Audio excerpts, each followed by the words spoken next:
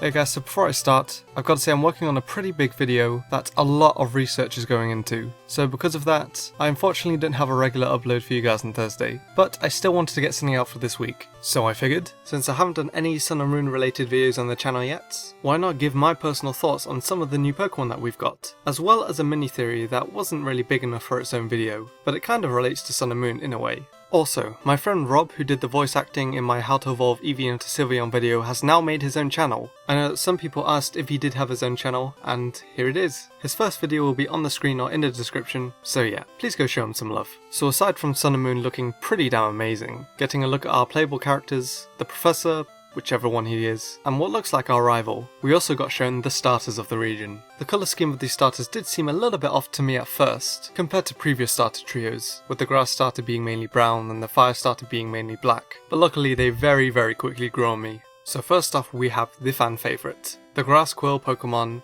Rowlet, and to be honest I'm not really surprised it's the most popular Gen 7 starter at the moment. This thing is adorable. That face, the fact that it's so round, and it even has a bow tie made out of leaves. It does a little waddle around. It turns its head almost 180 degrees. How could you not love this thing? So yeah, Rowlet I think is great, and I really am curious to what it's going to evolve into. Anyway, moving on, we have the Fire Cat Pokemon Litten. And for you guys who have seen my previous video, you'll know that I'm quite a big fan of this guy. Give me that f***ing Litten! So my thoughts on Litten.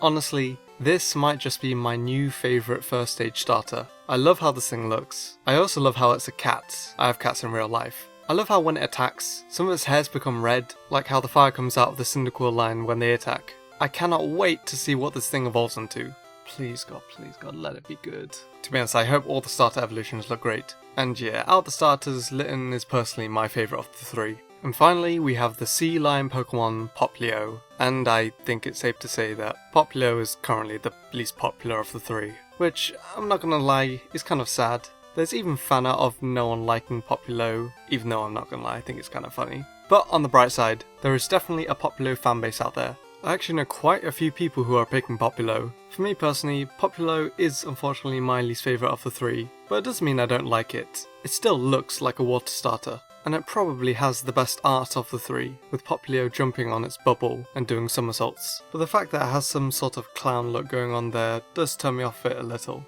But apart from that, I still think it looks good. I just personally prefer the look of the other two. Now I know a lot of people have already made their mind up of which starter they're going to pick. For me, I always base my pick on what the final evolution looks like. So even though Litten is currently my favourite first stage, who knows? I could possibly pick Rowlet depending on what they evolves into. And hell, Popplio could end up having the most badass final design, and Rowlet could end up looking like shit. I'm sure that won't be the case for Rowlet, and hopefully Popplio's design does look amazing. But once the final evolutions of the starters are revealed, that's when I'll be making my choice. So before we move on to Legends, something I noticed ever since the first Sun and Moon Japanese trainer was shown. Your supposed rival starts with the starter that's weak to your starter. Now in just about every single main series game where you pick from a grass, a fire or water Pokemon, your main rival has always picked the starter that was strong against yours. So basically, if this is your rival, this tells us one of two things. 1. Game Freak is for whatever reason trying to make the game easier for players, or 2. There's another character in the game,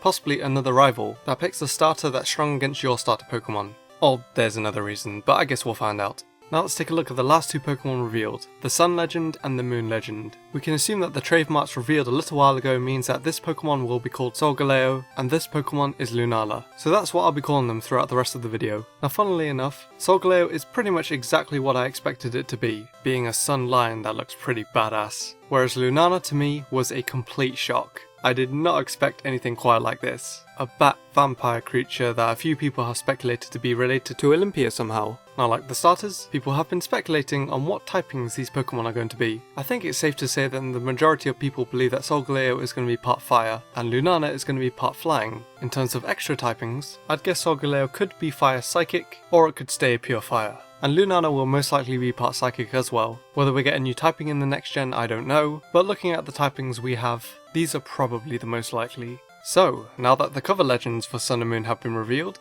and since I always base my pick on which game I'm getting on the cover Pokemon, I will definitely be getting Sun version. It is possible I could get both, but Pokemon Sun will definitely be my main game out of the two.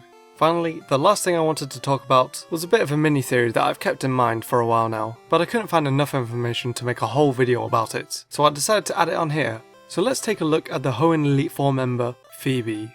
This is hands down the most Hawaiian looking character in Pokemon that's not from Gen 7. Now I'm not going to say something like, oh, she's obviously from Alola, as it's been stated that she grew up in Mount Pyre. Also, the flowers on Phoebe's head are supposed to be references to the cotton rosemallow, or the hibiscus mutabilis, which aren't really Hawaiian flowers. However, there are still some interesting things about Phoebe that could link her to the new games. This is still a very Hawaiian looking character. Now obviously Phoebe existed before Gen 7, but it's still definitely possible that Game Freak could somehow link her to the new games. Her skin is also very tanned, compared to all the other Elite Four members, and to be honest, most of the characters in Hoenn, so that could mean that Phoebe possibly came from Alola and then moved to Hoenn, or at least visited Alola at some point in her life. One comment I found which I really liked was on Game FAQs. Someone suggested they could make some sort of reference to Phoebe somehow in Sun and Moon. For example, have an NPC saying something like, I hear a girl from this town is now an Elite Four member in Hoenn. I think that'd be a really nice touch. Also, something in X and Y, and I believe Auras, was the mystery of the Ghost Girl, who appeared in the Loomis building and then somewhere in Hoenn. Well, Phoebe has been shown to be able to communicate with ghosts, and not only that, but she has a Ghost Girl of her own, or possibly two, in her Elite Four room. There was also an old woman who people reckoned passed away in Auras, who didn't pass away in Gen 3, and Phoebe talking to her deceased grandma.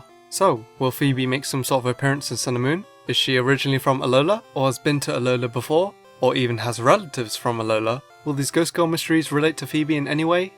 Maybe, maybe not. But either way, I'm still super excited to see what these games have in store.